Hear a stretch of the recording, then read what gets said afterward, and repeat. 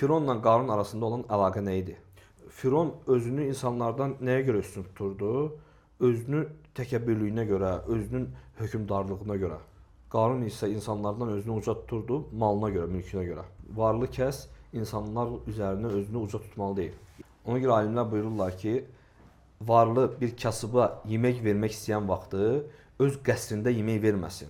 Getsin bir restoranda və yaxud hansısa bir yerdə ona yemək alıb versin. Gedən vaxtda onların yanına bahalı mini ilə getməsin ki, onlardan üstün özün görməsin. Çünki sənə vacibdir ki, sən kasıbların hissiyatlarını nəzərə alasan. Bəzən elə düşünürsən ki, sən bu əməlinlə o kasıba yaxşılıq etmiş olursan. Bəzən onun əməlinlə sən pislik etmiş olursan. Yəni kasıba sən mənim 1 milyon maya dəyərim var, mənim mal mülküm var deməyin, bu onlara qarşı hörmətsizlikdir. Deyirsən ki, bu telefonu mən filan qiymətə almışam. Məsəl üçün bunlar hamısı təkəbbürlükdür.